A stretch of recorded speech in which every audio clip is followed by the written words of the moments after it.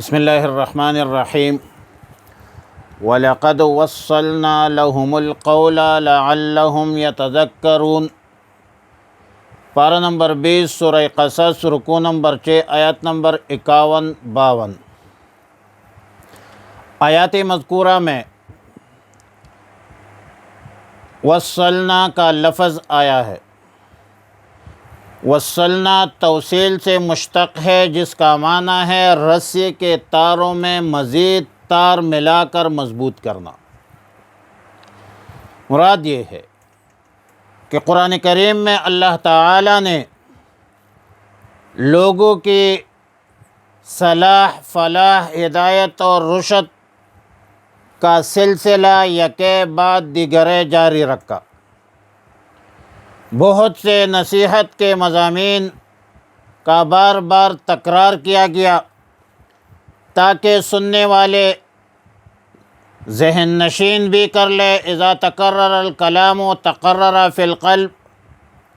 اور متاثر بھی ہو۔ اس سے معلوم ہوا کہ انبیاء علیہم السلام کی دعوت و تبلیغ کا اہم پہلو یہ تھا کہ انبیاء علیہم السلام نے حق بات ہر وقت تسلسل سے جاری رکھا، تسلسل سے، تکرار سے عوام الناس تک، عالم انسانیت تک پہنچانے کے بھرپور جدوجہد کی کوشش کی۔ اور ظاہر ہے کہ امت محمد عربی صلی اللہ علیہ وسلم بھی دعوت و تبلیغ اور دینی جدوجہد پر اعلاء کلمت اللہ کے خاطر مکلف ہے، اور نتیجہ اللہ کے اختیار میں ہے۔ لیکن امت کے ہر فرد کی ذمہ داری ہے، فرض منصبی ہے ختم نبوت کی طفیل، کہ اللہ رب العالمین کے احکامات، رسول اللہ صلی اللہ علیہ وسلم کے تعلیمات پورے عالم انسانیت تک پہنچائے، بار بار پہنچائے، استقامت سے پہنچائے اور تسلسل سے پہنچائے، لعلہم یتذکرون، تاکہ وہ نصیحت لے، دل نشین بھی ہو جائے اور متاثر بھی ہو جائے۔ آیت نمبر 52 میں ان اہل کتاب کا، ان یہودیوں کا، نصرانیوں کا ذکر ہے جو رسول اللہ مبارک صلی اللہ علیہ وسلم سے قبل بعثت، نبوت، نزول قرآن ہی پر ایمان لاتے تھے، تورات، انجیل کی دی ہوئی بشارتوں کے اساس اور بنیاد پر۔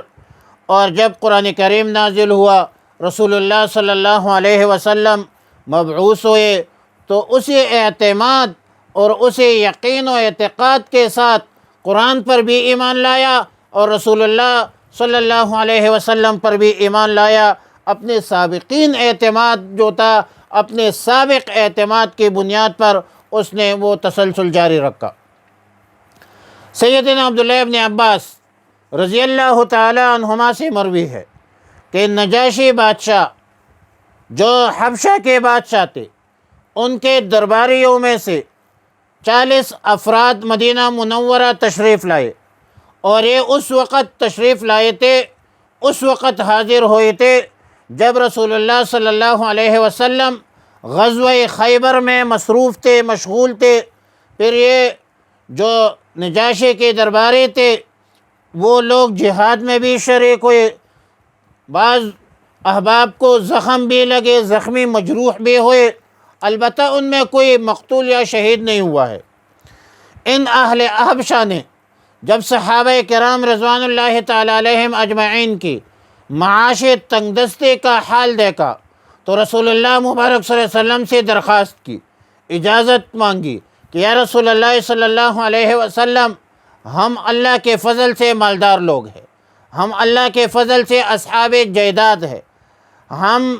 اپنے ملک میں جا کر صحابہ کرام رضوان اللہ تعالی علیہم اجمعین کے لیے مالی امداد فراہم کریں گے، بشرطے کہ یا رسول اللہ صلی اللہ علیہ وسلم آپ ہمیں اجازت دے۔ تو اس پر آیات مذکورہ نازل ہوئی کہ الذین آتیناہم الکتاب من قبلہ ہم بہ یؤمنون، اخرجہ الطبرانی فی الاوسط، کذا فی تفسیر المظہری۔ سیدنا سعید ابن جبیر رضی اللہ تعالی عنہ سے روایت ہے کہ حضرت جعفر رضی اللہ تعالی عنہ نے اپنے ساتھیوں کے ساتھ جب ہجرت مدینہ سے پہلے ہجرت حبشہ کیا تھا تو نجاشی کے دربار میں اسلام کی تعلیمات پیش کی، تو نجاشی اور اس کے جو اہل دربار تھے، اہل کتاب تھے، وہ تورات انجیل میں جو رسول اللہ صلی اللہ علیہ وسلم کے حوالے سے بشارتیں تھیں، علامتیں تھیں، وہ دیکھتے ہوئے ان کے دلوں میں اس وقت بھی اللہ تعالیٰ نے ایمان ڈال دیا تھا، اور ان نجاشی کے دربار میں جتنے بھی لوگ تھے ان کے دلوں میں اسلام کے حوالے سے، رسول اللہ مبارک صلی اللہ علیہ وسلم کے حوالے سے وہ احترام اور محبت جو ہے وہ ڈال دی گئی تھی۔ فرمایا وَلَقَدْ وَصَّلْنَا لَهُمُ الْقَوْلَ، اور بے شک وصلنا ہم نے لگاتار بھیجے ہے، لہم ان کے لیے، القول اپنا قول، اپنا کام، لعلہم یتذکرون تاکہ یہ نصیحت حاصل کرے، الذین آتیناہم الکتاب، اور وہ لوگ جن کو ہم نے کتاب دی ہے، من قبلہ اس سے پہلے، ہم بہ مؤمنون وہ اس پر ایمان لاتے، بہ اے بالقرآن او بمحمد صلی اللہ علیہ وسلم، وصلی اللہ علی النبی الامی الکریم۔